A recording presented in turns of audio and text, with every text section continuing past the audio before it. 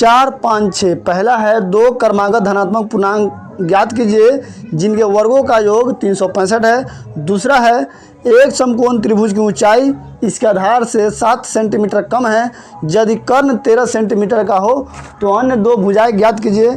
छठा number question है एक कुटीर उद्योग में एक दिन में कुछ बर्तनों का निर्माण करता है। एक विशेष दिन देखा गया कि प्रत्येक नग की निर्माण लागत उस दिन के निर्माण किए गए बर्तनों की संख्या के दोगुने से 3 अधिक थी। यदि उन दिनों की कुल निर्माण लागत 90 रुपये थी तो निर्मित बर्तनों की संख्या और प्रत्येक नग की लागत ज्ञात कीजिए। तो चलिए हम इसको शुरू करते हैं, और शुरू करने से पहले आप लोग का एक दोस्तों वर्क बनता है कि यहाँ तक आप देख रहे हो तो कम से कम लाइक, कमेंट, शेयर ये सब जरूर कर दीजिए। चलिए दोस्तों, क्वेश्चन यहाँ पे है 4 नंबर, दो क्रमागत धनात्मक पूर्णांक ज्ञात कीजिए जिनके वर्गों का योग 365 हो। तो यहाँ पे दोस्तों हम 4 नंबर हल कर रहे हैं। यहाँ सबसे पहले दो क्रमागत का मतलब समझिए। क्रमागत का मतलब 1, 2, 3, 4, 5। तो यहाँ पे 3 और 4 क्या हो गया? क्रमागत हो गया। 5 और 6 क्या हो गया? क्रमागत हो गया। 11 और 12 क्या हो गया? क्रमागत हो गया। तो यहाँ पे लिखेंगे माना कि दो क्रमागत धनात्मक पूर्णांक। तो धनात्मक पूर्णांक दोस्तों हम क्या मानेंगे? पहला अगर x मानते हैं तो दूसरा मानना होगा x+1, यानी एगो फाजिल। अब दोनों के वर्गों का योगफल 365। तो यहाँ लिखेंगे प्रश्न से x वर्गों मतलब पावर 2, x² प्लस x+1 का होल स्क्वायर बराबर कितना है? 365। तो इसको हम अब क्या करेंगे? हल करेंगे जितना जल्दी हो सके। x² plus 1 plus a plus b का दी होल स्क्वायर पर x² प्लस 2x+1 बराबर 365। अब यहाँ पे x square 2x² plus 2x+1 और यहाँ पे माइनस 365 बराबर 0। अब यहाँ पे दोस्तों 2x² प्लस 2x i+1 है, ये माइनस ज़्यादा है तो माइनस लिखेंगे, और 364 हो जाएगा बराबर 0। अब यहाँ पे 2 इसमें भी है, 2 इसमें भी है, 2 इसमें भी है। तो यहाँ पे 2 को उड़ाते चलेंगे तो x² प्लस 1x, और इसमें भी 2 को उड़ाएंगे तो यहाँ पे क्या हो जाएगा? 18 36, बस इतना ही। जो मैंने अभी जस्ट पिछला वाला बनाया था, ये वाला 182 वाला सेम वही आया, लेकिन यहाँ पे प्लस 182 था, यहाँ पे माइनस 182 है। तो फार्मूला यही जाएगा। यहाँ पे क्या करेंगे? 14 और 13 का गुणनफल 182 होता है। तो यहाँ पे लिखेंगे x² plus 14x minus 13x minus 182 बराबर 0। यहाँ पे x कॉमन करेंगे तो x प्लस 14, और यहाँ पे माइनस 13 कॉमन करेंगे तो x प्लस 14 बराबर 0। अब यहाँ x प्लस 14 एक साथ, और यहाँ x माइनस 13 एक साथ। अब दोस्तों क्या करना है? यहाँ पे x प्लस 14 बराबर 0 करना है, या x माइनस 13 बराबर 0 करना है। तो यहाँ x का मान भी क्या होगा? -14, यहाँ पे प्लस 14 इधर रहेगा तो -14, और यहाँ x का मान यहाँ पे 13। तो यहाँ पे कह रहा है धनात्मक पूर्णांक, तो यहाँ पे ई तो भैया निकल गया ऋणात्मक, तो ये ऋणात्मक वाला जो है गलत उत्तर हो गया, गलत उत्तर। ये जो है धनात्मक ये है, तो धनात्मक वाला ये जो है सही उत्तर। लेकिन यहाँ पे कह रहा है पहला, ये जो है पहला संख्या जो है आपका 13 हो गया, और दूसरा जो है दोस्तों x+1 यानी 14 हो गया। तो यही दोनों क्या हो गया? आंसर हो गया 13 सेंटीमीटर।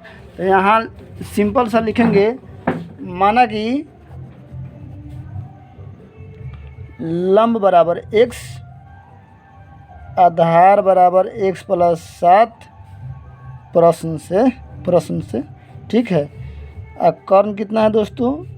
13 सेंटीमीटर। इसलिए लंब स्क्वायर प्लस आधार स्क्वायर बराबर कर्ण स्क्वायर ए। पाइथागोरस का फॉर्मूला है, पाइथागोरस सूत्र, ठीक है। अब यहाँ पे लंब जो है दोस्तों कितना है? x² आधार x+7 का होल स्क्वायर बराबर 13 स्क्वायर।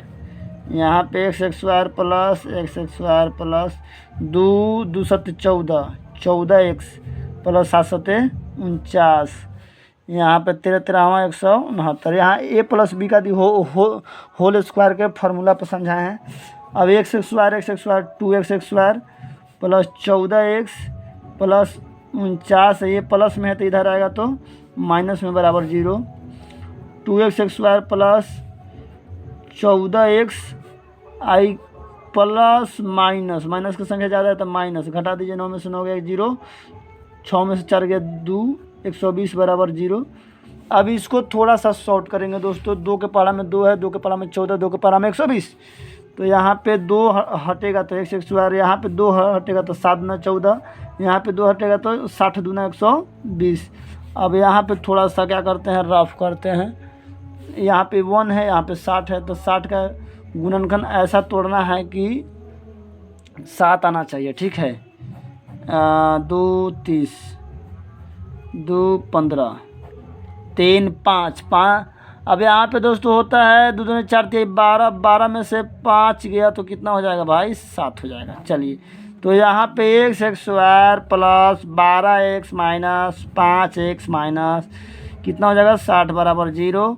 यहाँ पे x कॉमन करेंगे तो x प्लस 12, यहाँ x प्लस 12 लिख ही देंगे और देखेंगे माइनस तो माइनस कॉमन, 5x तो 5 कॉमन, 5 12 50 60 बराबर 0। यहाँ पे x प्लस 12 अगर एक साथ करते हैं दोनों को तो यहाँ x माइनस 5 भी क्या हो जाएगा, एक साथ हो जाएगा।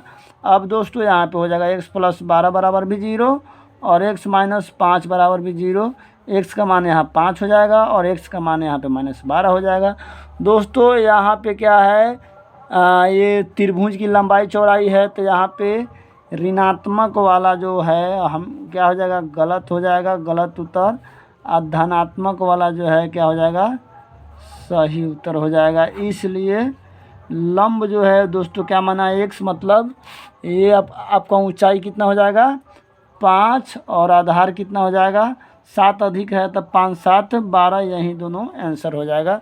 अगला क्वेश्चन की तरफ आते हैं। चलिए, कह रहा एक कुटीर उद्योग में एक दिन में कुछ बर्तनों का निर्माण होता है। चलिए, अब कितना बर्तन का निर्माण होता है वो तो नहीं पता है। एक विशेष दिन यह देखा गया कि प्रत्येक नग के निर्माण लागत में उस दिन निर्माण किए गए बर्तनों की संख्या के निर्माण 2 दुगुने से 3 अधिक है।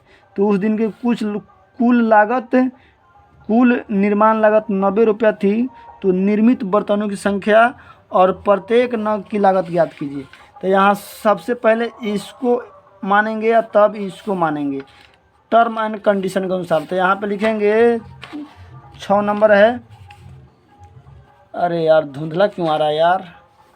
माना कि निर्मित बर्तनों की संख्या, निर्मित बर्तनों की, मेरी थोड़ी हैंड राइटिंग बेकार बन रही है, बर्तनों की संख्या बराबर कितना x। अब कितना, ये नग की लागत कितना है 2 गुने से 3 अधिक है। तो यहाँ पे प्रत्येक नग की लागत बराबर 2 गुने यानी 2x और 3 अधिक मतलब 3। अब यहाँ पे पैसा, अब इतना का पैसा जो है कितना हो रहा है 90 रुपया। तो यहाँ पे लिखेंगे प्रश्न से, अब प्रश्न से जो बर्तन की संख्या गुना प्रत्येक नग की लागत बराबर कितना 90 रुपया, ठीक है। तो यहाँ पे बर्तन की संख्या कितना है x गुना 2x प्लस 3 बराबर 90। अब यहाँ x गुना 2x स्क्वायर प्लस 3x आई प्लस 90 है तो इधर आएगा तो माइनस 90 बराबर 0। अब यहाँ पे क्या करेंगे 2x स्क्वायर माइनस 90। अब इस प्रकार गुना भागा करेंगे कि 3 आना चाहिए, लेकिन अब की बार यहाँ 2 भी साथ में है। तो यहाँ चलिए रफ करते हैं, 2 गुना माइनस 90, ऐसा करना है कि जोड़ घटा के कितना आना चाहिए 3 आना चाहिए। 2 गुना 9 गुना 10 ही ना होगा।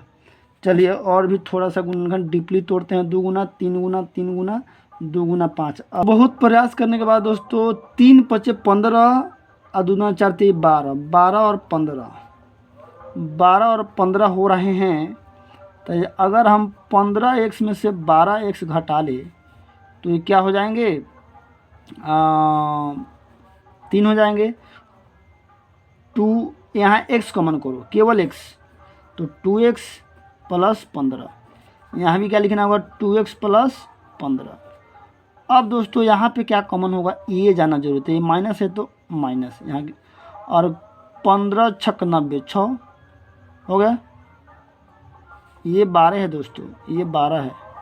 अब यहाँ पे हम मिला रहे हैं 6 दूना 12x और 15 छक 90 बराबर 0। अब यहाँ 2x प्लस 15 अगर एक साथ होता है तो x माइनस 6 बराबर एक साथ बराबर 0। अब 2x प्लस 15 बराबर 0 या x माइनस 6 बराबर 0। तो यहाँ x का मान प्लस 15 तो माइनस 15/2 और यहाँ x का मान सीधा 6। अरे यार नीचे मैं चला गया एक स्टेप और, चलिए फिर से देखिए। 2x प्लस 15 बराबर 0, यहाँ पे माइनस 15/2 और x बराबर ही 6। अब यहाँ पे दोस्तों क्या निकलना था, ये x का मान संख्या, यहाँ पे बर्तनों की संख्या